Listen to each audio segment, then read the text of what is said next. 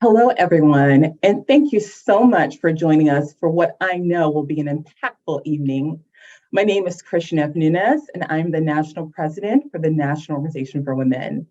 I am so thrilled to have such a large group of advocates here with us tonight, and I truly hope that you will use the insights that you gain from all the information I'll share tonight for your advocacy efforts in your communities. So we know the last 12 months have been transformative for women. I wish that I could say and focus on only the progress that's been made. And I wish that we could just celebrate the major strides pushing women closer to equality. But unfortunately, that isn't the case. And instead, too many extremists in positions of power are determined to send us back in time, resurrecting the same oppressive, misogynistic laws that inspired small group of women that gathered here in a hotel room in 1966 to form this very organization. But this year, women have been forced into a position where they have had to fight with their body, their mind, and their soul to restore the rights our mothers and grandmothers fought for to achieve so that we wouldn't have to do this and be here. The job decision changed everything. Not only did it rob women of our right to bodily autonomy, but it emboldened a much wider extremist agenda centered around dismantling civil rights, centering free speech, waging cultural wars, and advancing white supremacy. And while we, as feminists, navigate an unfamiliar post-war world, we cannot allow this current landscape to dilute our resolve. And this is why we are here today, to discuss the state of our union through a feminist lens, to better understand our path forward and parts as we must play to achieve full equality for all women. We couldn't have this discussion at a more critical time with the 2024 presidential election a little more than a year away. We'll soon be bombarded with campaign ads that make grandiose promises, and it's incumbent upon activists like us to separate the fighters from the frauds, the feminists from the fascists. But to know who and what we need, we must know where we stand. I am so thrilled that we have an incredible lineup of change makers, thought leaders, to discuss just that.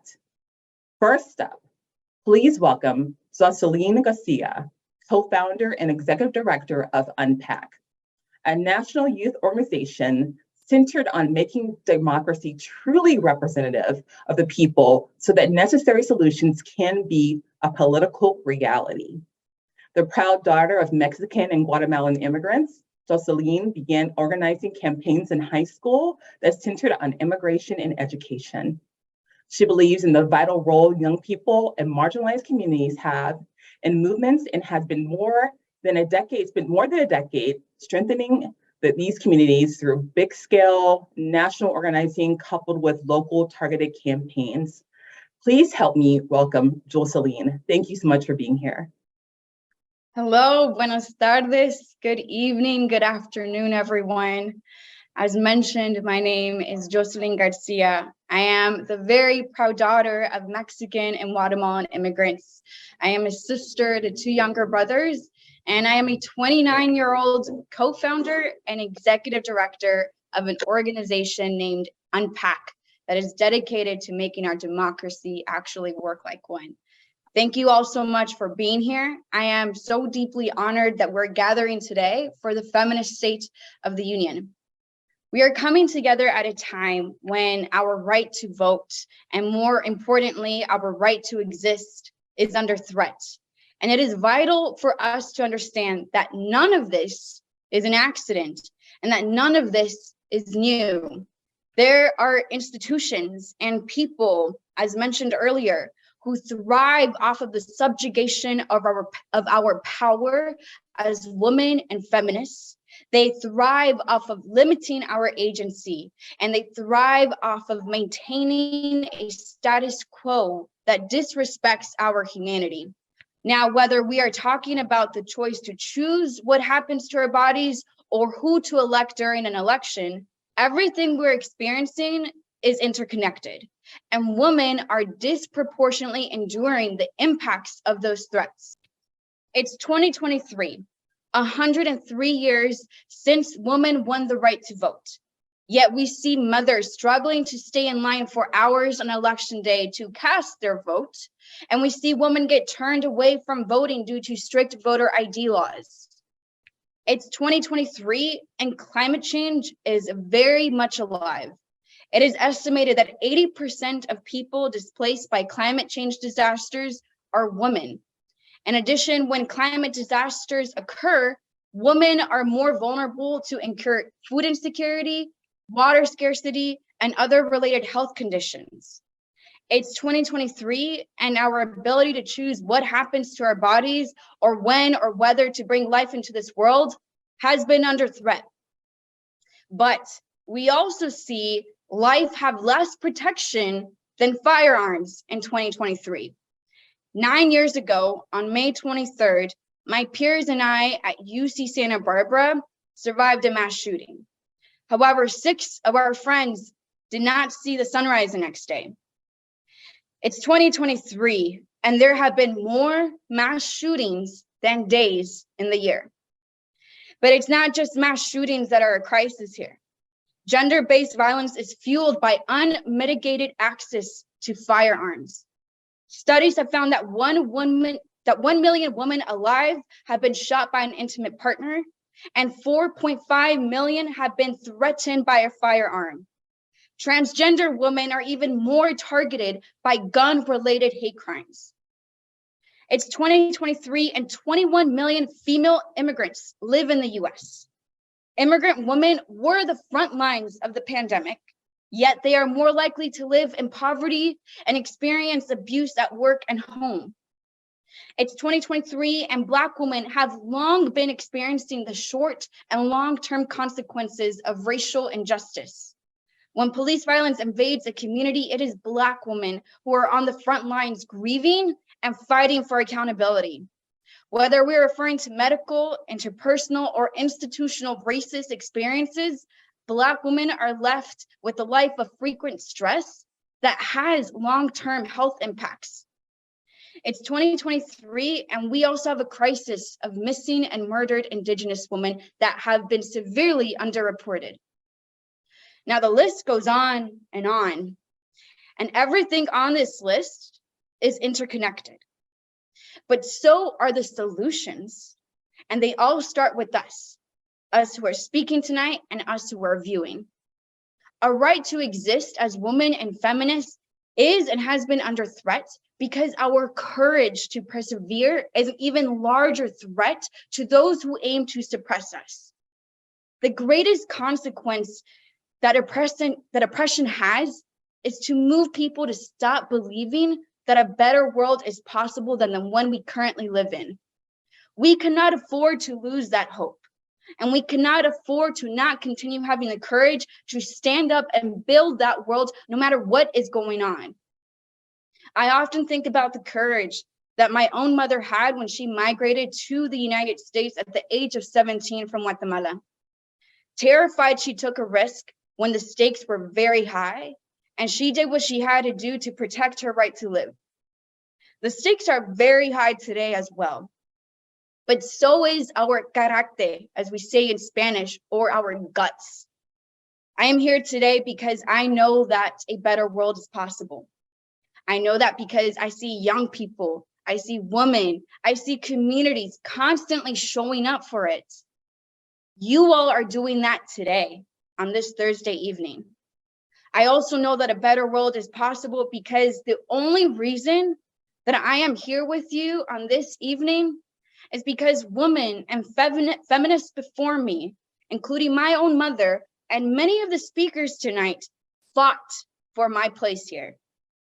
And we all have the responsibility to keep fighting for our place, for the generations that come after us, for our ancestors, and for each other. So thank you all. Thank you to the National Organization for Women for your leadership and bringing us together. Thank you to the speakers, and thank you to those who are listening. I'll see you all out there. Thank you so much, Jocelyn. And as you clearly said, we all are in this together and we all have so much work to do. We look so forward to what you're going to accomplish in your leadership.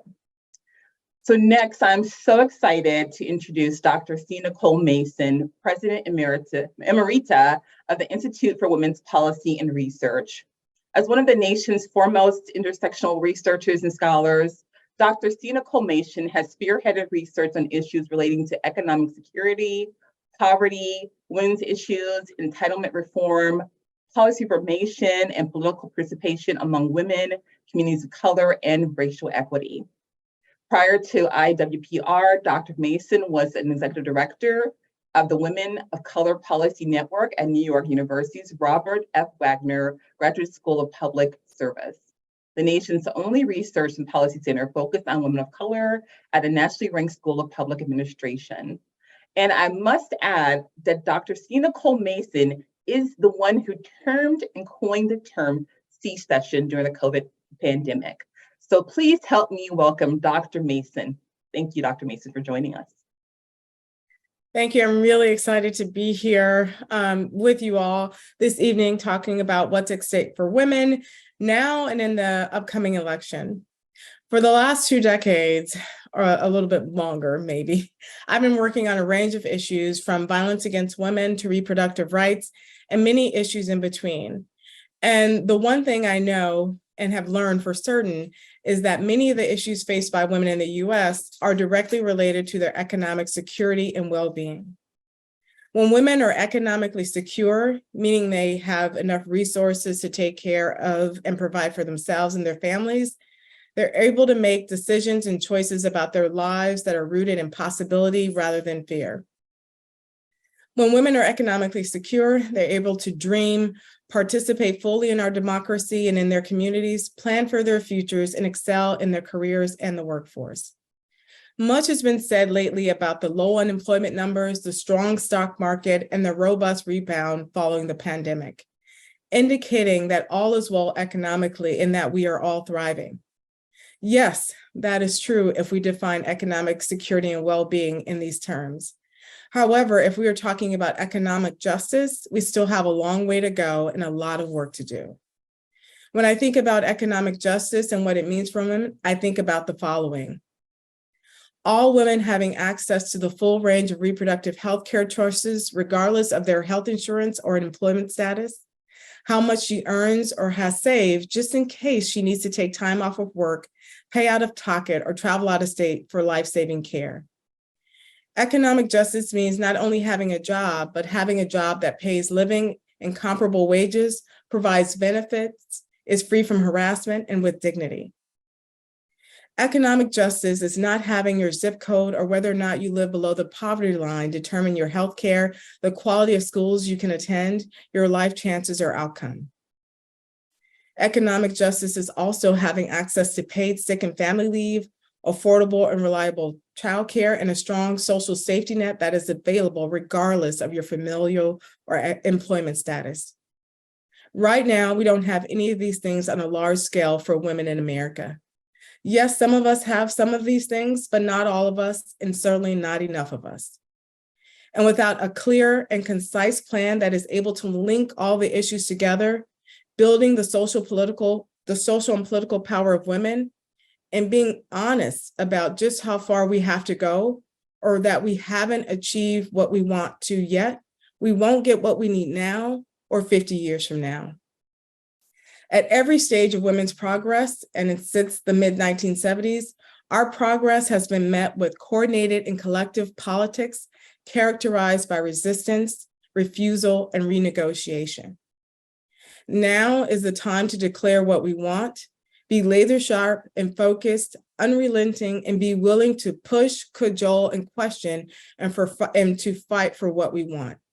We have to take it personally when rights are stripped away from us and the communities that we care about or are a part of, because it really is personal.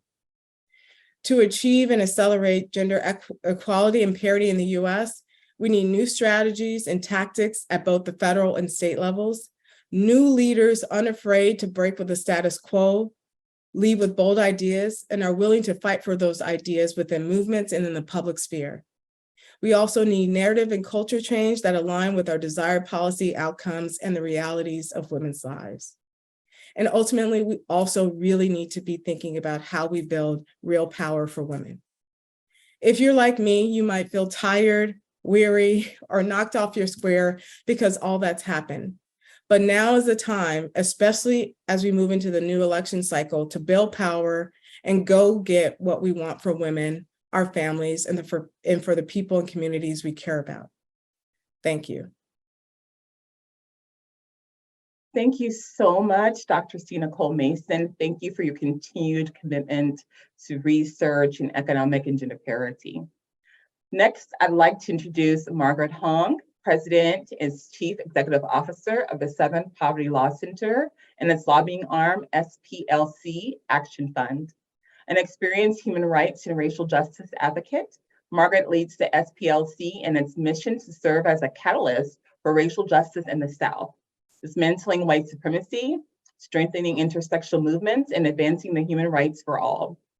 Before joining the SPLC, she served as Executive Director of Amnesty International USA, where she was responsible for leading campaigns to protect the human rights for migrants and refugees, torture survivors, gun violence victims, and activists and protesters across the globe.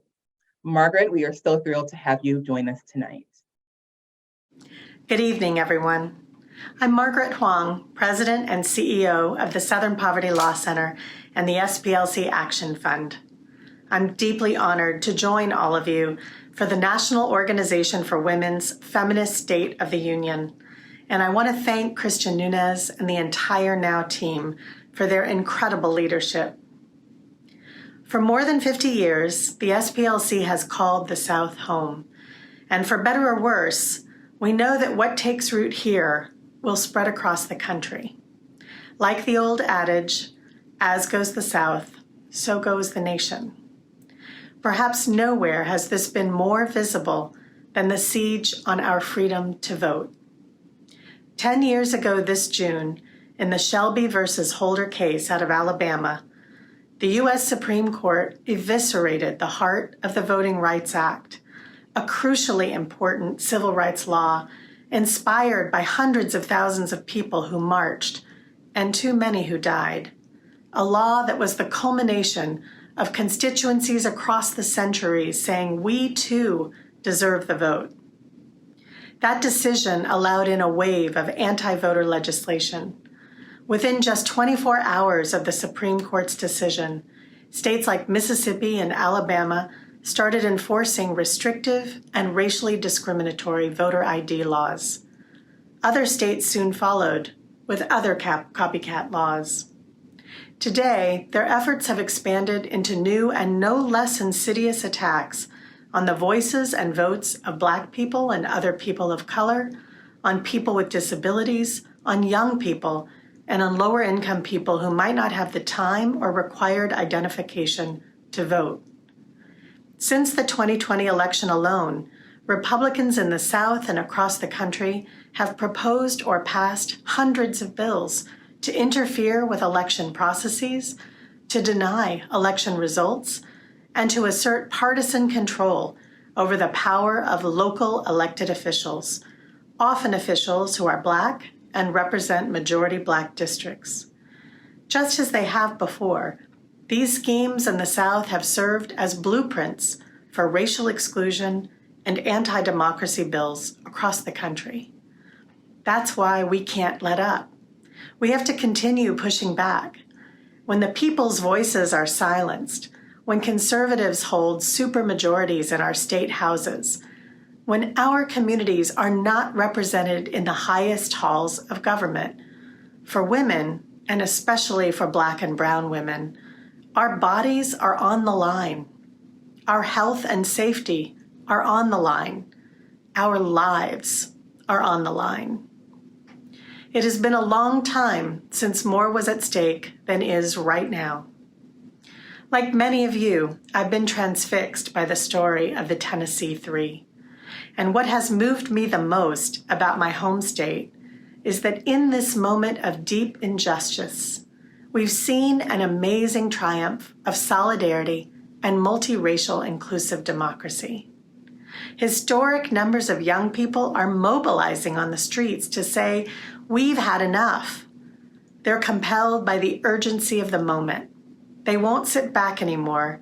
And while they're making waves in the streets, young state legislators are jumping into the fray with no fear. They're going to the mat. They're finding unity and making collective change together. There is so much power and so much potential in the South. Let's amplify it and support the incredible work of activists and community leaders on the ground. Let's build on the centuries of progress that have been rooted in and inspired by Black resistance in the South. And let's vote up and down the ballot, especially in local and state races. When we organize collectively and when we harness the power of our voices, we will win. Thank you. Thank you so much again, Margaret, and for your commitment to racial justice. Next, I'm pleased and excited to welcome Janae Nelson, President and Director Counsel of NAACP Legal Defense Fund. Prior to her current position, Janae served as Associate Director Counsel at LDF for nearly 8 years, where she helped steer some of the LDF's most pivotal developments, including guiding the design and launching of one of the most far-reaching efforts to create the next generation of civil rights leaders, the Marshall Motley Scholars Program. Prior to joining LDF, she was Associate Dean for Faculty Scholarship and Associate Director of the Ronald H. Brown Center for Civil Rights and Economic Development at St. John's University School of Law, where she was also a full professor of law and served on the law school's senior leadership team. Please help me welcome Janae. Thank you, Christian, and thank you now. I'm so grateful to be part of this Feminist State of the Union with this powerhouse lineup. Reproductive justice is inextricably intertwined with racial justice. And as many know, the term reproductive justice was created by Black women to center people of color and members of other historically marginalized groups within this movement, and to anchor it in a human rights framework. Reproductive justice is necessarily intersectional because issues around bodily autonomy and self-determination impact people's lives in countless ways. And as a civil rights organization founded in 1940 by Thurgood Marshall and a band of visionary lawyers, the Legal Defense Fund works to dismantle barriers that inhibit Black people from fully realizing their civil and human rights. And we are acutely aware that any incursion into reproductive rights not only disproportionately impacts Black people, but it also infringes on their ability to exercise the full spectrum of their rights. It impedes access to economic resources, healthcare, education, political equity, and it further entrenches existing systems of racism and oppression. What's notable is that many of the states that now seek to prevent access to abortion are the same states that have long targeted other fundamental rights and that have a shameful history of racial subjugation. The recent court ruling restricting access to mifepristone, one of the drugs used in medication abortion care, highlights this critical linkage. Black people rely on access to safe legal abortion more than any other group and already face disproportionate economic and health system barriers to access, challenges which bolsters access to medication abortion care, has helped ameliorate, and which will worsen immensely if it is restricted. While LDF, like many other groups, is working through the court system to challenge attacks on abortion access, this work can only go so far. It must be accompanied by proactive congressional action to codify the right to reproductive care, including the right to an abortion. Passing the Women's Health Protection Act, which would establish a national right to access abortion and guard against state efforts to limit abortion access, would be a critical step in the right direction. The bill has passed twice in the House, and it was recently introduced for consideration this session, but it has never been able to secure 60 votes in the Senate and surpass the filibuster threshold. The stalling of the Women's Health Protection Act serves as a striking example of the filibuster's regressive, damaging nature, and it epitomizes why congressional action on reproductive rights must include swift work to eliminate or amend this antiquated procedural rule. The filibuster has long been weaponized to undermine civil rights and racial justice progress in Congress, and the hold it has over the Women's Protection Act again illustrates why filibuster reform must be an integral part of congressional work to advance civil rights. Finally, securing abortion access and other reproductive rights cannot be separate from work to advance civil rights at a moment in our democracy where we are enduring relentless rollbacks of long-held rights. Legislators and advocates must continue to introduce and pass bills that safeguard voting rights and ensure fair representation, bills that advance economic and housing justice, and bills that further education equity by dismantling the systems of oppression that have allowed injustices and inequities to flourish in all aspects of people's lives, preventing them from thriving as their full selves. And you, members of the public, must use your voices and the power of your votes to elect legislators who will enact the necessary interventions to protect reproductive justice rights, legislators who understand the holistic intersectional nature of reproductive justice work, and who are willing to immediately undertake the multi-pronged necessary initiatives to bolster all aspects of reproductive justice and center it as a human right. Thank you.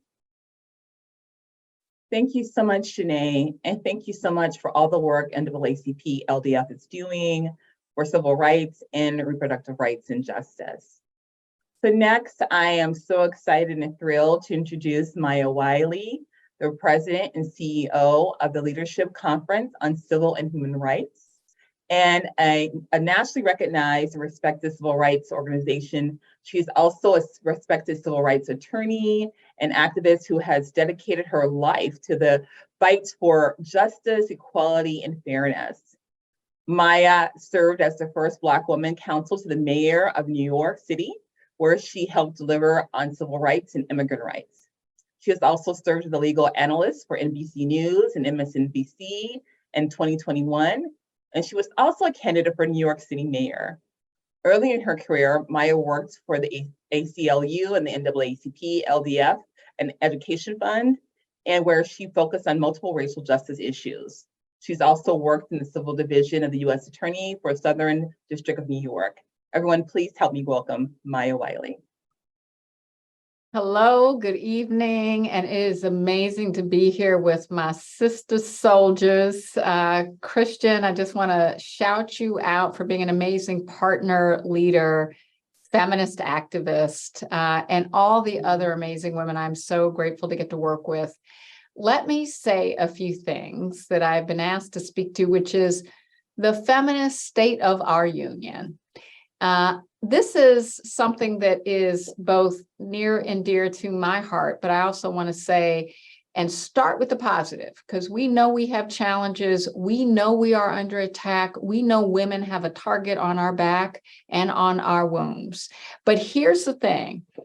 We showed up in the midterms in 2022 in a way that demonstrated we have the power to turn the tide.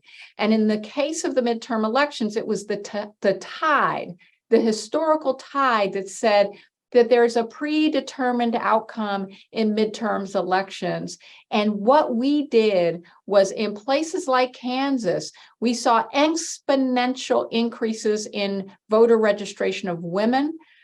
We saw women of color, women of all races showing up aggressively to say, you have to take that ban off our bodies for all the reasons that we've already heard from so many other speakers. But I want to name that because as I move to talk about what it means to think about equal rights, the truth, the power, and the importance of equal rights for women is that the state of our feminism is that it's alive and well, and it doesn't matter who is telling us that it is not. It doesn't matter if we have a governor of any particular state claiming that our wokeness, our being awake, means we think that women can't wear makeup. These are silly conversations. They're not actually core to what's motivating us, where and how we're showing up, and where and how we are making an impact and a difference. So I just want to say, for all of you out there who made that difference during the midterms, thank you. But that is part of the state of our feminism, and part of it is recognizing that we have power and we showed it. But here's the other thing, and I've been asked to speak in particular to this from the perspective of the Supreme Court of the United States and the state of our rights and the recognition of them. And as we know, the very first time we have seen a Supreme Court roll back a fundamental right is the right to control when, where, and how we have babies. Centrally and critically, one of the most important points of power that we fought so hard to win. Now, here's the thing. Currently, we are, as you all know, debating whether or not we have medication abortion available to us. This is something that we know for abortions and for abortion access has impacted the lives of more than half of women who have sought abortions. More than 5 million women have gotten abortions using medication abortion. It's over half of the population of women who does. But what we're seeing in the Supreme Court is unprecedented. It's unprecedented, as was Dobbs, in the sense of rolling back a fundamental right we had fought for, won, and had enjoyed for 50 years. But here's the other thing. What it is an attack on the power of government, on the power of science to determine what options we have available based on what the science says about our health. And it's no surprise to me that that attack ground is based on medication and whether or not it can and should be used in ways that empower women.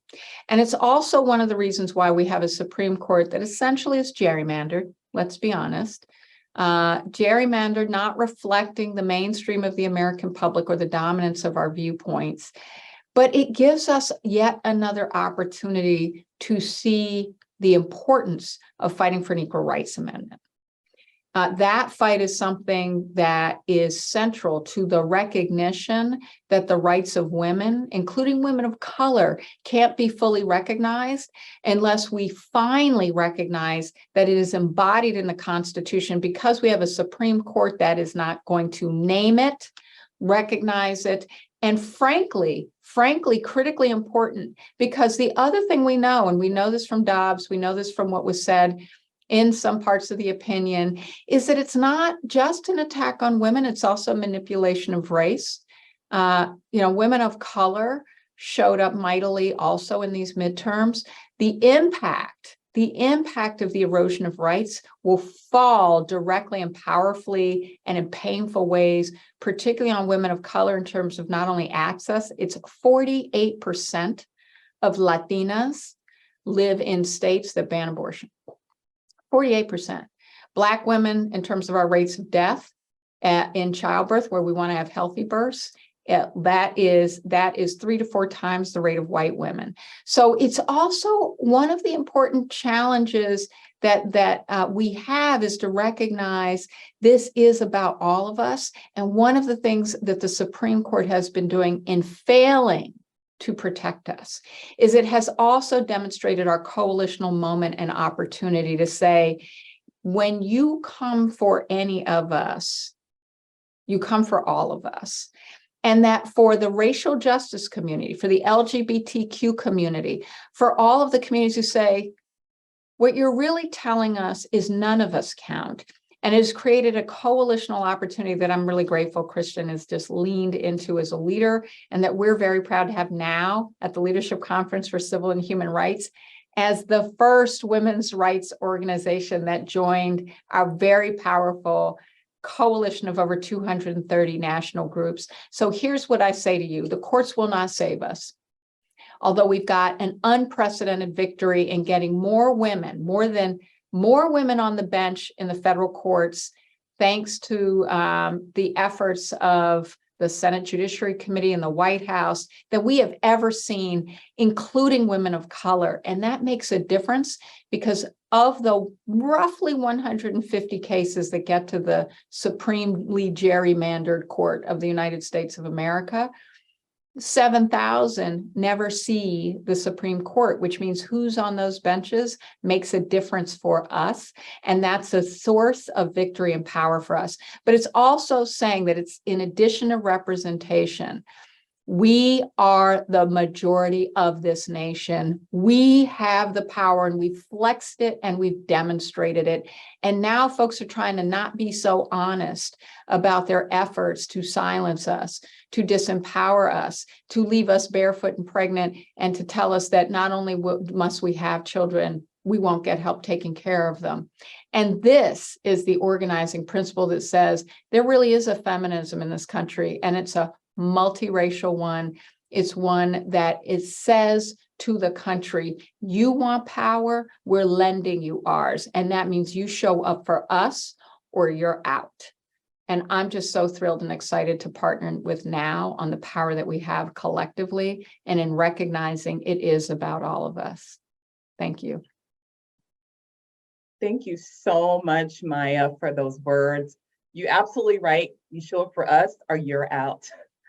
The next, I would like to bring on our next speaker, who's going to deliver us a message. This is Democratic Minority Whip, Congresswoman Catherine Clark of Massachusetts.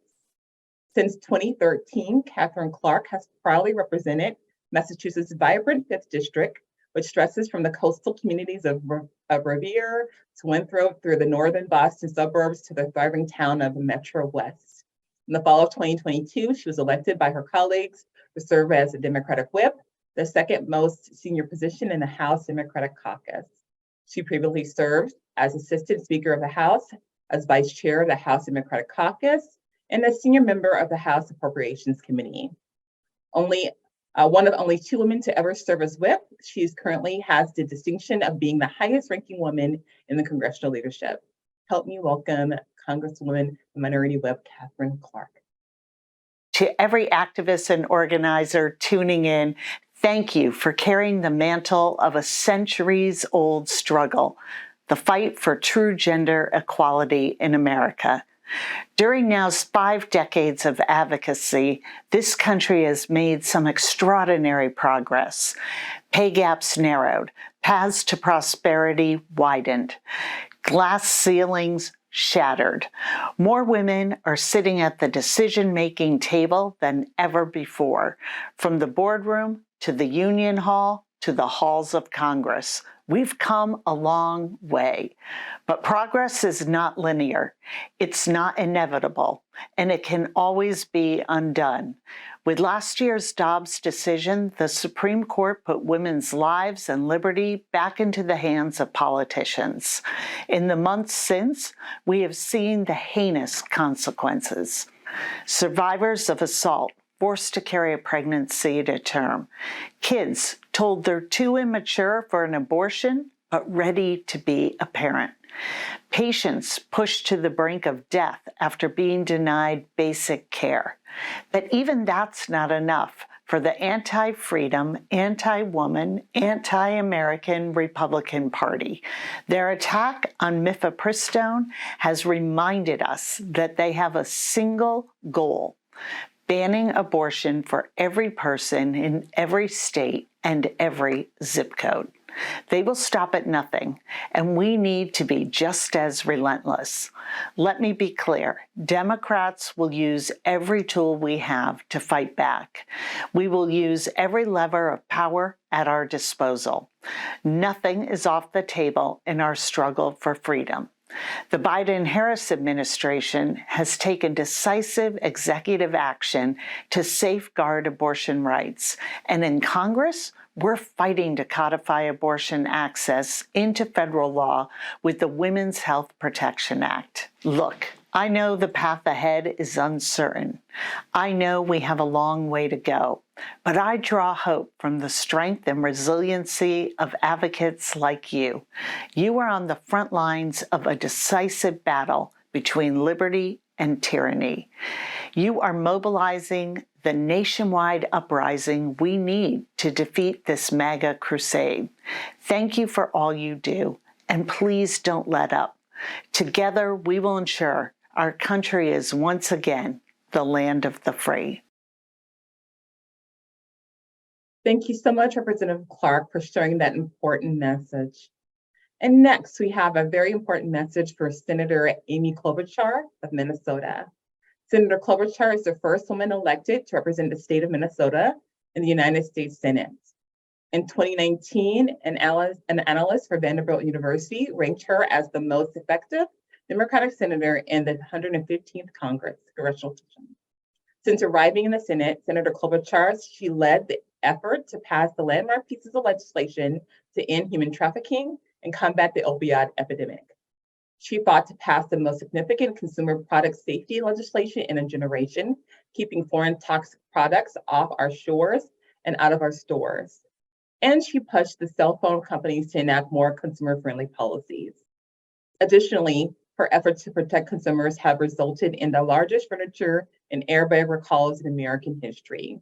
Please help me welcome Senator Klobuchar. Hello to everyone tuning into the National Organization for Women's Feminist State of the Union. I'd like to recognize my friend, Secretary Hillary Clinton. In the final days of my first Senate race, Hillary came to Minnesota to help me. It was actually my mom's proudest moment of my Senate campaign. I think she was more excited about getting her picture with Hillary than she was when I won the election. And actually, it was this beautiful picture of Hillary leaning over and talking to my mom that my mom had refrigerator magneted onto her refrigerator until the day she died. Hillary, that's leadership. And that is a kind of leadership that you've all shown for women in our country. I want to recognize all the other distinguished leaders who you will be hearing from today: Maya Wiley, Janae Nelson, Dr. C. Nicole Mason, Margaret Huang, and Jocelyn Garcia. I'd also like to thank all of NOW's members and supporters for your organization's efforts to advance and protect women's rights. For more than 5 decades, you have been at the forefront of everything from working to end violence against women to fighting for social justice and reproductive rights. I don't think I have to tell you that your work is more than important than ever. I think there's a lot of people in the country that know that. Last year, the Supreme Court issued a ruling shredding nearly 5 decades of precedent, protecting a woman's right to make her own healthcare decisions. Now women are at the mercy of a patchwork of state laws and court decisions determining their ability to access reproductive care. Women in states like Texas have been forced to carry pregnancies for days after learning that their baby would not survive because their doctors can't legally provide care unless the woman's life is at risk. And think about that heartbreaking story about the 10-year-old girl in Ohio who had to go to Indiana to get an abortion after she was impregnated by her rapist. No one believed that story was true, remember? Well, it was true. And unfortunately, we've seen that extremists won't stop there. In fact, they're emboldened. We've all watched the past few weeks as the Fifth Circuit and the Supreme Court reviewed the district court's unprecedented ruling in Texas. That case has jeopardized access across the country to mifepristone. This is a drug that is used in more than half of the abortions in the US. It's been on the market more than 20 years, and it's safely used in 60 countries. One judge in Amarillo, Texas, should not be able to decide whether a woman in Minnesota, Wisconsin, or Montana can get the care she needs. This ruling, as you all know, goes against the 70 to 80% of Americans who believe that this decision should be made by a woman, her family, and her doctor, not by politicians, and not with Ted Cruz in the waiting room. One of my favorite things that came out of all this was the pushback. And man, it shocked people. All those voters that showed up in Kansas, over 500,000 of them, 500,000 of them voting on the side of reproductive choice. That's even more than ever showed up in any midterm in Kansas before, in the middle of the prairie. Alexandra Petri, one of my favorite humorous writers who writes for the Washington Post, after that vote came out, she wrote a column, and after the Dobbs decision, of course, and it said, in the words of the people, the men that had written that resolution that went down, oops, she said, our bad, we forgot women could vote. Well, now doesn't forget that. Now understands the power of organization. In this past election, we heard that loud and clear, not just in Kansas, but in states where access to reproductive health care was directly on the ballot, from Montana and Michigan to Kentucky, voters turned out to protect a woman's right to choose. And in the Wisconsin Supreme Court election earlier this month, a judge who made protecting a woman's right to choose a centerpiece of her campaign won by more than 10 points. We've seen this doesn't just be blue state versus red state versus purple states. People across the country are on our side. And when we show up and fight, we win. Since the Supreme Court decision came down, I've come to the floor of the Senate again and again to push for common sense bills to protect women in this post-Roe world, because all three branches of government have a responsibility to protect people's rights. And if the judicial branch isn't doing its job and it's messing it up, then it's up to Congress to step in and codify Roe v. Wade into law. Although Republicans blocked our bill to codify protections for reproductive rights, we aren't giving up, not when there is so much on the line. I will never stop fighting to codify Roe and protect a woman's right to make her own healthcare decisions, because we will not settle for a reality where my daughter has fewer rights than her mom and her grandma. And I know that now, and your supporters aren't giving up either. Your efforts are so important because the fight for reproductive freedom isn't just happening in Washington. It's going on in every state and locality in the country. So keep speaking up and speaking out. Women across the country are counting on you. The Supreme Court may have thought they nailed it back in the 1200s of what our rights are, but I think you know better. We're going to win this. Keep up the great work. Thank you for allowing me to share a few words. Thanks, everyone. Thank you so much, Senator Klobuchar. And you can guarantee now members are in that fight with you. And now I am so excited to welcome a special, very special surprise guest. But before that, I just want to give a kudos, a super thankful thanks to all of the wonderful thought leadership that was shared with all of our speakers tonight. And now for the special, very special surprise guest, former Speaker of the House of Representatives, Congresswoman Nancy Pelosi of California. Good evening. Thank you, President Nunes, for your introduction and for your magnificent leadership of the National Organization for Women. For nearly 6 decades, NOW has been an iconic, indispensable political force, never relenting in the fight for rights and opportunities for women. Both politically and officially, you have always been among my closest friends and allies. So it's my special privilege to join you tonight as you examine the feminist state of the Union. We gather tonight in a moment of progress and peril. With your leadership, last Congress, House Democrats proudly passed legislation advancing pay equity, paid leave, pre-K education, child care, home health care, reproductive rights, and many more important priorities for gender justice. And we continue fighting to make them law. And yet, at the same time, right-wing extremists on the courts and in state legislatures across the country continue their sinister assault on our most fundamental freedoms, particularly the right to choose. Know this, in this fight, your leadership remains absolutely essential. Our inside maneuvering can only go so far. It's your outside mobilization that makes all the difference. So together, let's finish the fight to strengthen our care economy so women can thrive in the workplace, to guarantee every woman access to full spectrum of reproductive care, to advance full equality for our LGBTQ plus community, and to keep our commitment to racial justice at the core of all that we do. These are not issues for us, they're values, because we believe that when women succeed, America succeeds. Thank you again for your leadership. Best wishes for a successful event. Thank you so much, Speaker Emerita Nancy Pelosi, and thank you for your decades of leadership. And finally, I can't tell you how excited I am to share my conversation with an icon of the women's rights movement, Secretary Hillary Rodham Clinton. Yesterday, I had the privilege to speak with our next guest, though she needs no introduction, the Honorable Hillary Rodham Clinton, former Secretary of State, former Senator, former First Lady, and forever change maker. Please help me welcome our next video, which is going to be my conversation with Secretary Hillary Rodham Clinton.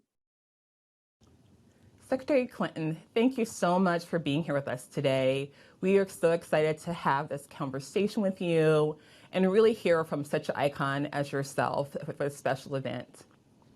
Thank you so much. It's a real pleasure for me to be here with you.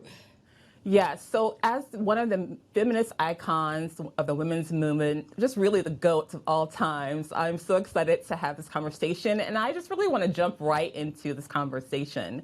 So just starting off, the first question I have for you is really thinking back on your earliest days of fighting for social justice.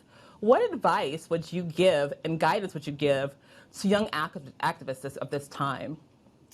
It's a great question because I think it's important for all of us who've been in the struggle, in the fight for equality and civil rights and human rights and women's rights and gay rights and everything that has been part of the challenges we've confronted over the years, to tell young people particularly that there's so many ways into activism. There's not one specific path, and if you don't take it, you miss out. Because from my experience, I was really motivated by my church and particularly a youth minister, by my public school teachers, by my friends, my parents, particularly my mom, to take responsibility for what I saw going on around me as I was growing up. And I came of age, as you know, in the 1960s, and there was just so much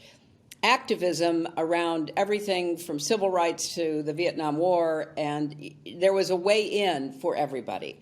In today's world, there's even more opportunities. I think that there are existing organizations like yours, like NOW, like others that are really in need of new people, new young people, new energy. But there's also the opportunity to start new organizations. I have a group called Onward Together, and we support new organizations, young people who have decided they want to make a difference, whether it's on the border with children being separated from their families or electing people of color and women to office, whatever it is, there's an opportunity. So I guess find out what your passion is. What do you care most about? What do you want to spend your time working on? Find an organization, or if that doesn't work, start one of your own. Yes, I think I really agree with you on that. It's just so many opportunities, and most importantly, just really finding your passion. But I think when we think about women and what women face, we also know there are a lot of barriers that women are experiencing, and what we're learning right now is sometimes that are economic barriers. What do you think are some of the most significant barriers women have when it comes to economic justice? I think there are two big kinds of barriers. One are what I call internal barriers, women who still don't think that they are prepared enough, who have what we call the imposter syndrome, that they're not really capable of doing the job or seizing the opportunity that might be available for them. And I do think to some extent, social media has exacerbated that. It's made a lot of women feel even more insecure and less confident because of what they see online. They don't look the way they think they should. They don't sound the way they think they should. And you've got to get over that.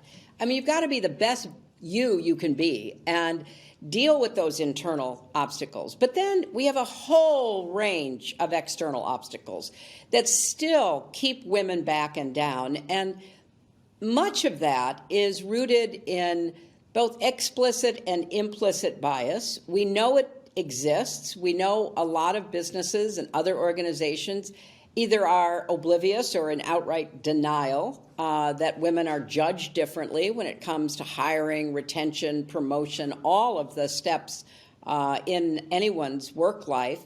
We also know that, women who want to have a family and combine, balance family and work, we don't have a paid leave system. We don't have universal quality, affordable childcare.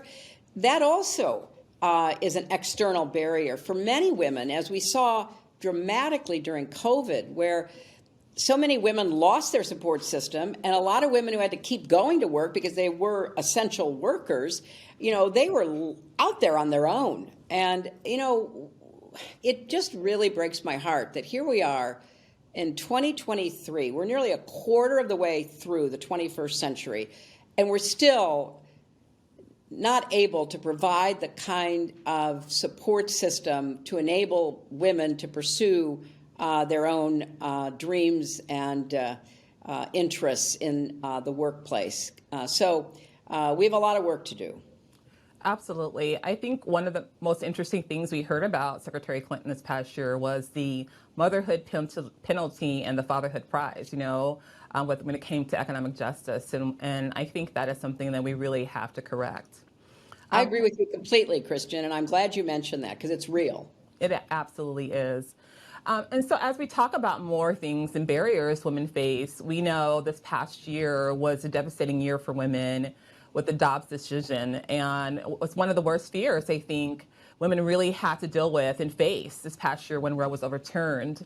When we think about that and the lessons that the current pro-choice and post-Roe movement has brought, what do you think that the pre-Roe activism can teach the current movement and the current activism? So what can we learn from the pre-Roe activism movement? If there's anything we can learn, what do you think we can learn from that? I think we can always learn from people who walked the path before us, because although our times are very different, there's always inspiration to be gathered from people who stood up for women's equality, women's agency and autonomy, women's right to make decisions about our own bodies. But I also think there were a lot of people who did not believe that Roe would be overturned. I kept warning people, a lot of people kept warning people that that's exactly what the plan was. And so there was a lot of shock when it finally happened. But that shock has helped to mobilize a new generation of activists, because when something so surprising happens, you don't expect it, and all of a sudden there it is, a very results-oriented Supreme Court that had been largely the result of careful planning and judge selection and all of the work that had gone on by those in every part of the anti-Roe, anti-choice movement to get to this result. Now they're having to live with that result. And what we're seeing across the country in unlikely places like Kansas or Montana is that referenda and other votes are, reaffirming the right for women to make these most personal decisions. Elections are being held, most recently for the Supreme Court seat in Wisconsin, where the pro-choice candidate wins by, over 10 points. Mm-hmm. So I do think that the shock of what happened in the Dobbs decision, and frankly, the way it was presented, it was a very shoddy case of so-called judicial reasoning, because it wasn't intended to convince or persuade anybody. It was intended to get to a result that had been preordained once they got the majority on the court. So we know now that we're in a real fight. And I think that the odds favor those of us who believe in the rights of women to make these choices. And we are going to keep fighting in elections. And I hope that young people, particularly young women, stay as engaged as they became engaged in 2020 and 2022 for the 2024 election. Yeah, I absolutely believe they will. I absolutely believe that our history and our legacy has shown that women do not back down, right? We will stay, we will stay engaged, and we will stay committed to our cause and to our rights. And so I'm excited to see what this new generation will do. And speaking of that, and speaking of committed to the fight, we know that it has been 100 years that we have been fighting for the Equal Rights Amendment to be enshrined into the U.S. Constitution. And we just heard that Leader Schumer will be taking, tomorrow, will be taking it to a floor vote in the Senate. Right. I'm thrilled by that. Okay, right. It's exciting. It is exciting news. Do you believe that the ERA will ever be included in the U.S. Constitution? Well, I want to believe it, and I'm encouraged by Senator Schumer bringing it to a vote. The argument now is that we've gotten, finally, the requisite number of states to confirm a positive vote in favor of including it in the Constitution. And the side that has opposed it for 100 years is saying, yeah, but you didn't meet the deadline, and therefore, you can't be included. But I think what Senator Schumer is trying to do is to make the point that it's an arbitrary deadline. It was always an arbitrary deadline. And if the Senate votes, as I hope it will vote, and I think it will vote, then we won't probably get it through the existing House because of Republican control and the likelihood they won't bring it up for a vote. But this is another issue to engage activism around. Right. Let's vote for a House of Representatives that would actually vote to enshrine the Equal Rights Amendment in the Constitution. And so I'm going to be talking about that in the run-up to 2024. Absolutely. Yes. I'm right there with you. This is where we have to show our accountability for who we elect, correct? Exactly. Yes. Exactly. Yes. So how do you encourage, what are your words for those to keep everyone from feeling hopeless, to keep everyone from feeling like there's nothing that they can do when it comes to who we're electing and what's happening? How do we keep people from feeling hopeless and defeated? The first thing I would say is, helplessness really plays into the hands of people who don't share your values, don't agree with your political views, and why give them that benefit? Because they are certainly mobilized. They've been mobilized for decades. As you rightly point out, they have been fighting to, overturn Roe v. Wade ever since it was decided in 1973. They've been fighting against the Equal Rights Amendment for 100 years. They stay in the fight. And you know what? For a long time, they were on the losing side. We passed the Civil Rights Act, the Voting Rights Act, the Fair Housing Act.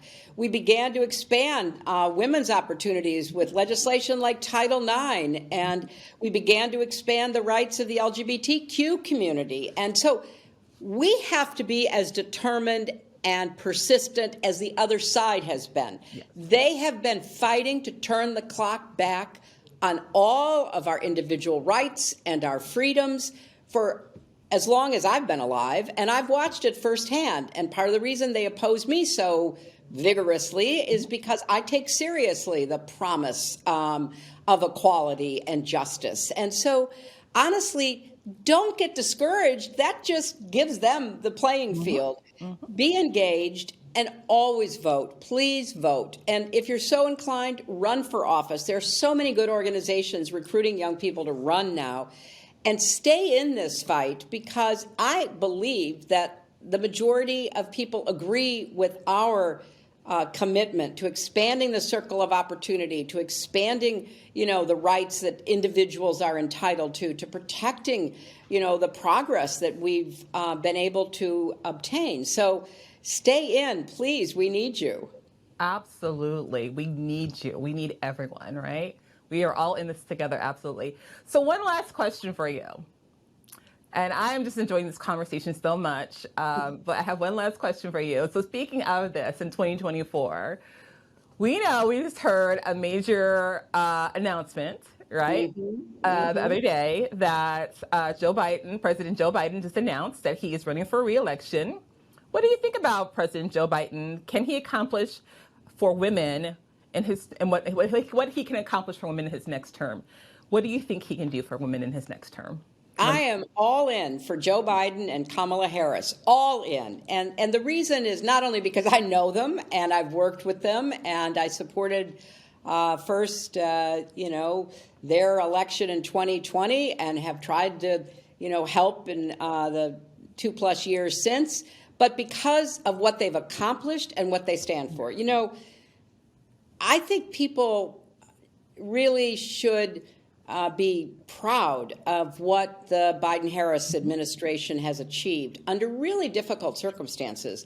Yes. There will be more economic opportunities for women. There will be more opportunities for jobs in clean energy and in healthcare. There will be jobs in infrastructure and in advanced manufacturing. And the administration is making it very clear they want women to fill a lot of those jobs. We have a labor shortage right now. And so if you paid attention to what the administration announced out of the Commerce Department about the money they're going to give for advanced manufacturing of semiconductor chips, they said they want every company that applies for that money to provide childcare because they want women to get those high-paying jobs of the future. So if you build on what they've already achieved, and of course their protection of women's rights across the board, their defense of Roe and what it stood for and why it worked for 50 years, I have every confidence they're going to build on their success and go further. So I'm for them on the merits, but I'm also for them because of the alternatives. I mean, oh my gosh, I don't know literally how any woman, any person of color can't be on fire to reelect, Biden and Harris because of what they've done, but also because of what could happen if we don't. Literally, right? It really is literal. It's literally. And when we talk about we're voting for women's lives and we're looking at what's at stake for women, they've created a gender policy council. They've created a reproductive rights and justice task force. They've created, put in place the most diverse, cabinet. And so their work speaks for itself. And so I think you really just put it out there, and we have to look for person's actions and what their administration's actions have shown us. The only thing I would add, though, Christian, I've seen some polling. You and I, we're kind of political junkies. We follow all this. You just rattled off all the commissions, and everything they're doing. Mm-hmm. But most people don't know. Right. Because, it's hard to penetrate the noise in the information ecosystem. And we move from, one crisis and one kind of scandal and everything happening. So we've got to do a better job, people like you and me and organizations like yours and mine and all of us together, to help voters know what's been accomplished and why that should be respected and credited moving into 2024. And your conference and everything you're doing is a part of making sure that happens. Absolutely. And I agree with you, Secretary Clinton. I think we also have to do a better job of showing the intersections of how all the issues connect. and how they impact everyone's lives, and speaking to them in terms of showing them how they connect their life. 100% right. Yeah, absolutely. Well, is there any last things, the last words you would like to share with everyone? Any last comments you would like to share? This has been so impactful and so important. And once again, I'm so grateful for you taking time out of your busy day and schedule in life to just come with us and speak with our members and our supporters and just everyone. It's so important. I thank you so much. And I'm so grateful for this time. I'm thrilled to talk to you, Christian, and thrilled about the, great agenda that now has and the work you're doing. Thank you so much. Let's just keep going. We've got a lot to try to get done in the next 2 years and beyond. Absolutely. And please don't be a stranger. And anything we could do to support you, please let us know as well. Thank you. All the best. Take care. Wow. Now, I tell you, if that was not just such a warm conversation to really talk to us about where we're going and what to do, that concludes tonight's program. While there is a lot of work to be done, I hope what you learn from our speakers will inspire you to take action in your own communities, because we need to change things at all levels right now. Please don't be defeated and don't be silent.